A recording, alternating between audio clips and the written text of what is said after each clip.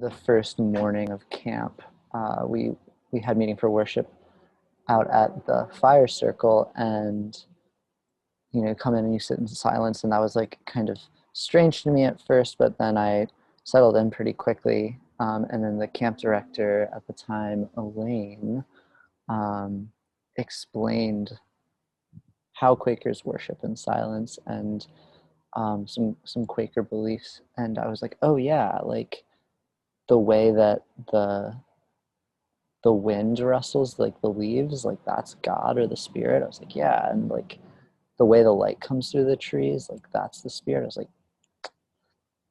putting into words a lot of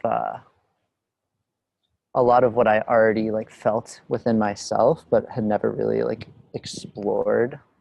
And yeah, there's bumper stickers that Baltimore Yearly Meeting camps have that says "Quaker Camp changed my life," and that is certainly true for me.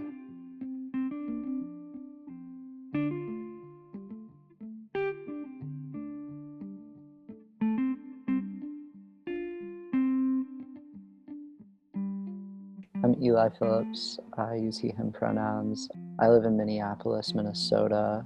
Um, I mostly attend Twin Cities Friends Meeting, and I serve as the city coordinator for Quaker voluntary service here. I think I kind of knew about Quakerism for a while, but I grew up attending a Unitarian Universalist congregation. And when I was 11, I was more officially introduced to Quakerism at Opec and Quaker Camp. Quaker Camp, I consider like the first of several, but certainly the most important of like some pivotal moments in my life. I was really, really anxious growing up, and the prospect of going to sleepaway camp was not one that I was a fan of. I remember the night before the first day of camp, we saw some family friends, and one of them asked me the part I was looking forward to the most, and I said leaving, coming home. One of the lessons that I've pulled out of that first year and have carried with me is like I had to get out of my comfort zone. And one of the things that I appreciated about camp is that you get there and you're there for like 2 days, and then you go out on a backpacking trip. And there were some pivotal moments there where I was climbing literal mountains, but also felt like I had these figurative mountains in my head that I had to like move through and move with in order to like get to the other side of things. And not only do you really bond with like the other people in your unit, like that's kind of how they break it up by age group, but it makes it so when you go back to camp, I think camp kind of feels more like home. And so the fear of homesickness that I had going in kind of like dissipated with that. And so since then, I've always been looking like, how do I get myself out of my comfort zone? It's the only way for me to grow.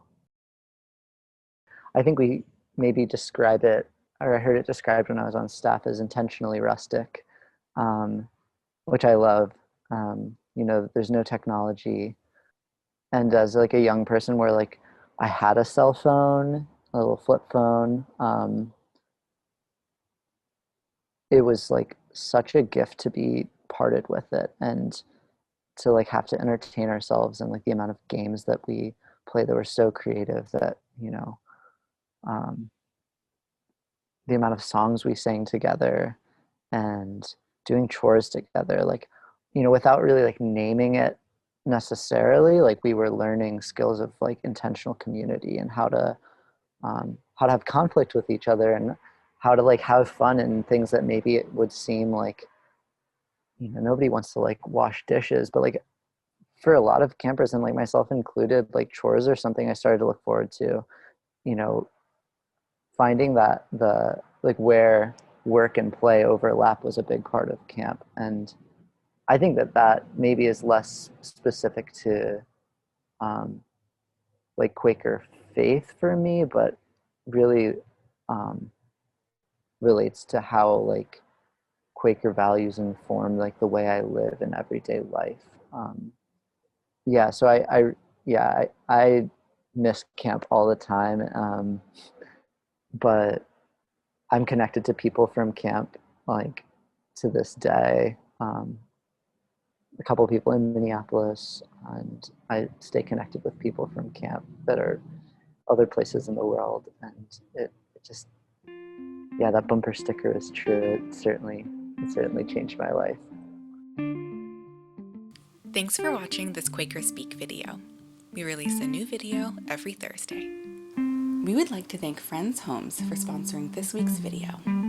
Friends Homes is a community where you can live an active, meaningful, joyful retirement in beautiful Greensboro, North Carolina.